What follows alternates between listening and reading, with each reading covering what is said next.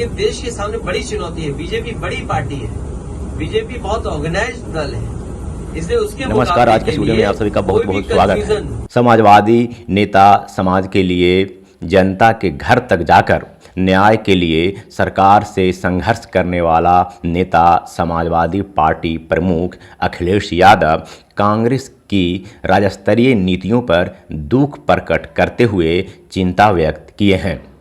उन्होंने कहा, यदि कांग्रेस इसी तरह से व्यवहार करेगी तो कौन उनके साथ खड़ा होगा।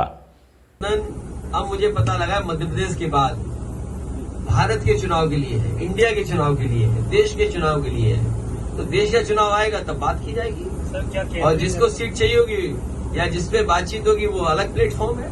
तो लेकिन ये सवाल ये है, क्रेडिबिलिटी का है कि अगर कांग्रेस इसी तरह का व्यवहार करेगी तो कौन उनके साथ खड़ा होगा। आपको बता दूं, मध्य प्रदेश में विधानसभा चुनाव होने जा रहे हैं। इसको लेकर समाजवादी पार्टी और मध्य प्रदेश के कांग्रेस के साथ सीट समझौता को लेकर बातचीत हुई थी। अखिलेश यादव ने कहा, 6 सीट को लेकर मध्य प्रदेश कांग्रेस के साथ बातचीत हुई, लेकिन सीट घोषणा करने में कांग्रेस ने समाजवादी पार्टी को शून्य कर दिया।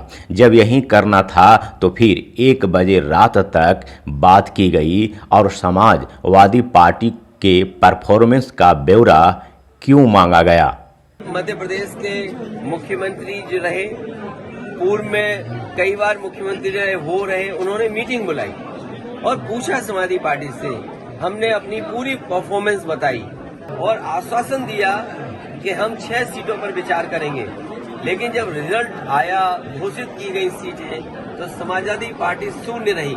समाजवादी पार्टी प्रमुख अखिलेश यादव कांग्रेस की नीतियों पर सवाल खड़े करते हुए देश की लोकतांत्रिक व्यवस्था को कायम रखने और उसे मजबूत करने को लेकर यादव ने कहा, मैं कोई राय या सुझाव नहीं दे रहा हूं कांग्रेस पार्टी को, लेकिन जब देश की बात आती है तो बोलना पड़ता है। अभी देश के सामने बहुत बड़ी चुनौती खड़ी है बीजेपी के रूप में।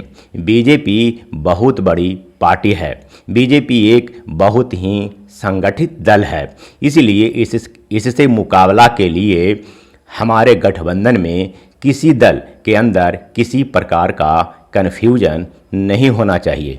मैं कोई राय सुझाव नहीं दे रहा हूँ कांग्रेस पार्टी, लेकिन देश के सामने बड़ी चुनौती है। बीजेपी बड़ी पार्टी है, बीजेपी बहुत ऑर्गेनाइज्ड दल है, इसलिए उसके मुकाबले के लिए कोई भी कंफ्यूजन किसी दल के अंदर नहीं होना चाहिए। अगर कंफ्यूजन के साथ आप चुनाव लड़ोगे बीजेपी से तो आप कामयाब नहीं हो।